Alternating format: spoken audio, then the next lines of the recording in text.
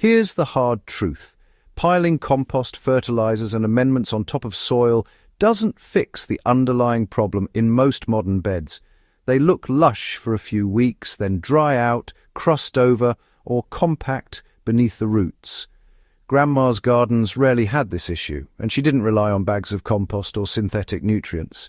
She had a simple habit, a layer of soil wisdom we've mostly forgotten, that kept her beds alive, resilient, and productive year after year. If you want soil that works for you instead of forcing results with endless inputs, subscribe to the Farm Logic channel now. We focus on practices proven in real-world gardens, raised beds, and even hydroponic systems, not surface-level tips. Grandma focused on soil structure, not just nutrients. Modern advice often emphasizes what to feed the soil, compost, worm castings, fertilizers, without considering how the soil holds itself together. The consequence is predictable. Beds become thirsty, compact, or uneven in moisture retention. Grandma understood that soil is more than a nutrient container. She cared about its texture, porosity, and the organic skeleton that supports roots and microbes alike. Her simple habit was creating a consistent, layered soil profile that maintained structure naturally. This wasn't science on a whiteboard, it was observation over decades.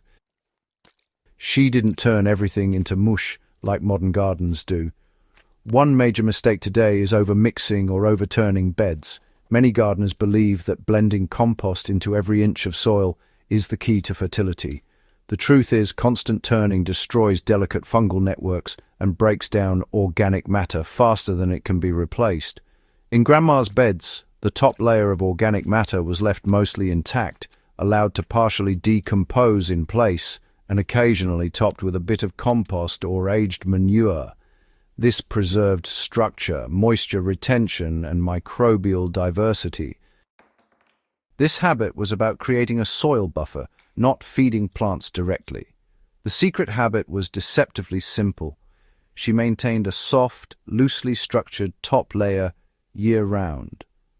Leaf litter, partially decomposed straw, garden residues, and sometimes aged hay created a protective layer.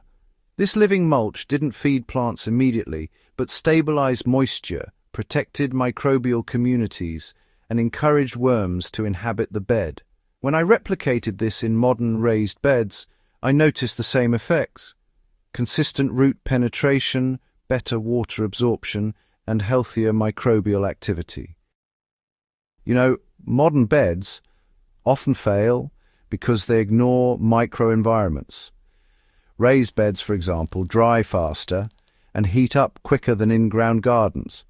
When gardeners overlook the microenvironments within the soil, well, roots are left struggling. The soil can crust, water ends up percolating unevenly, and the biology in the soil really suffers. Grandma's habit actually countered this by keeping a structured top layer, which created a gradual moisture gradient. Roots could access water and nutrients steadily, instead of being stressed by extreme fluctuations. In my own beds, using a similar layered approach reduced watering frequency significantly and kept crops growing steadily even during dry spells. So, let's talk about how you can recreate this in a backyard garden. Start with the mineral soil at the base of the bed, then add a 5 to 8 centimeter layer of coarse, partially decomposed organic matter like straw, aged leaves, or leaf mold. This is what we call the skeleton of your soil. On top of this, add a thin layer of finished compost. About 2 to 3 centimeters is enough. Now, it's important to avoid mixing these layers together aggressively. The key here is maintaining the integrity of that organic skeleton.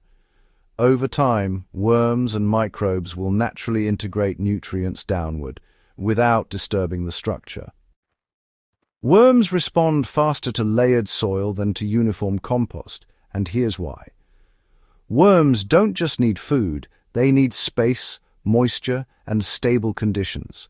Compost-heavy beds provide food, but they can become dense, soggy, or dry unevenly. Worms migrate to areas where moisture and organic material coexist without those extremes. In a layered setup, they establish themselves in the intermediate zones between the structured carbon layer and the nutrient-rich compost. Within weeks, they're actively aerating soil, incorporating nutrients, and improving structure naturally.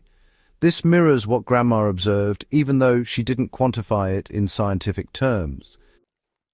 The long-term benefits of this method are actually easier to see than you might think. Over several seasons, this habit reduces the need for constant amendments. Soil doesn't collapse or dry out as fast, microbes thrive, and root systems develop deep and resilient networks. When I applied this in my hydroponic-adjacent wicking beds, I saw a similar effect. Beds retained consistent moisture, microbial communities flourished, and plants grew steadily without frequent top-ups of compost or fertilizer. Soil is a living system, and maintaining structure matters just as much as feeding it. By reviving this simple habit, you're not just copying the past. You're creating beds that perform better under real-world conditions year after year. The results are practical, visible, and repeatable. If you value real, experience-tested advice that improves how your soil behaves and keeps your beds productive, subscribe to the Farm Logic channel and share this video with fellow gardeners. Better soil doesn't come from doing more, it comes from doing the right thing consistently.